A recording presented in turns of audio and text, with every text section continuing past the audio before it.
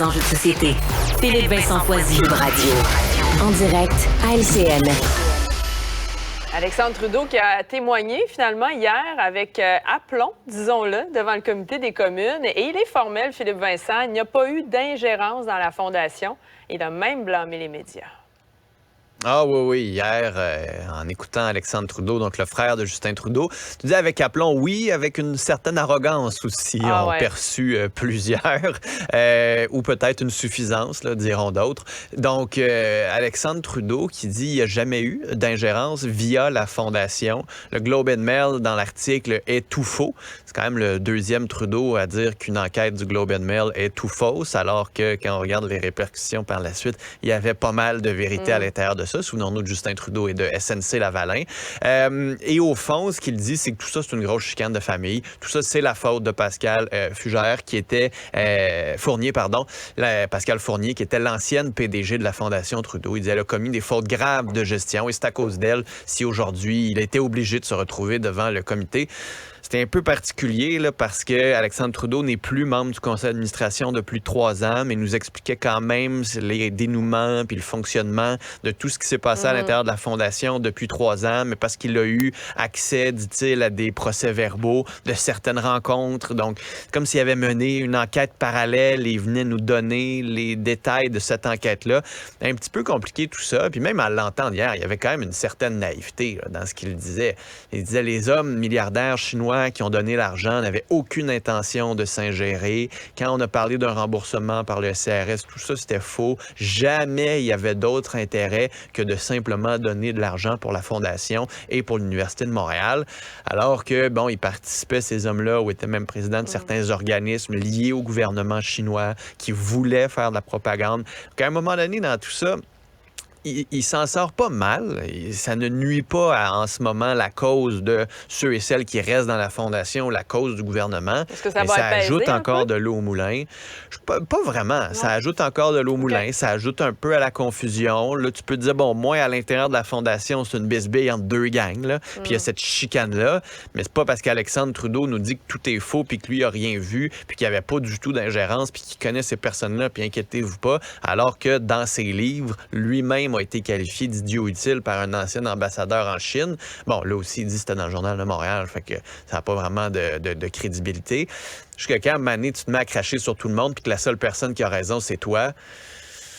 C'est sûr que dans un argument, c'est pas nécessairement l'idéal, là. Parlons d'un nouveau sondage. On a beaucoup parlé de la question d'enfouissement des fils électriques, Philippe Vincent, là, notamment lors de cette dernière période de verglas. Et là, il y a un sondage sur Hydro-Québec et les fils électriques. Ce qu'on apprend, c'est qu'il y a une majorité de Québécois qui seraient d'accord pour qu'Hydro-Québec investisse des dizaines de milliards pour enfuir les fils. Mais parallèlement à ça, on ne serait pas prêt à payer un peu plus notre électricité. C'est très québécois quand même. Hein? On veut plus de services, mais on veut pas payer davantage. C'est sûr qu'on est déjà très taxé, puis que les services qu'on a, ben on les a souvent un peu à moitié. Après ça, quand on regarde ces chiffres-là, tu te dis, il y a quand même une préoccupation dans la population. Et on peut commencer à penser qu'il y a une pression qui commence à monter envers le gouvernement. Qui a fermé la porte là, pour l'instant à ça. Ouais, mais tu sais, la CAQ ferme la porte à 100, c'est quoi, c'est le 1000 milliards là, ou 100 milliards pour enfuir tous les fils. La porte est fermée à ça. La porte n'est pas fermée après ça à des nouvelles constructions, à peut-être revoir dans certaines régions. Elle est toujours un peu entrouverte, cette porte-là. C'est juste que quand on va voir des chiffres comme ça, au moins, ils savent que quand ils font l'argument économique, on ne veut pas payer plus, ça marche aussi pas mal. C'est de trouver le juste équilibre. Est-ce qu'Hydro-Québec, avec les finances actuelles, sont capables d'enfouir des fils? Est-ce que ça veut dire moins de dividendes, par exemple? Donc, ça voudrait dire que l'État québécois va avoir moins d'argent en bout de ligne. Ça fait partie de ces réflexions-là.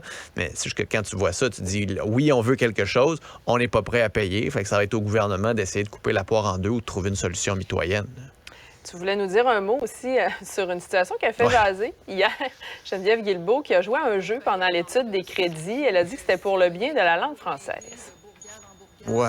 Un peu comme dans le dossier du troisième lien, Geneviève Guilbeault devrait penser à trouver de meilleures excuses. Tu sais, elle a joué un jeu avec ses collègues dans son bureau. C'est correct. Ça se peut, ça arrive. Ça manque un peu de sérieux, fort probablement, surtout que c'est l'étude des crédits.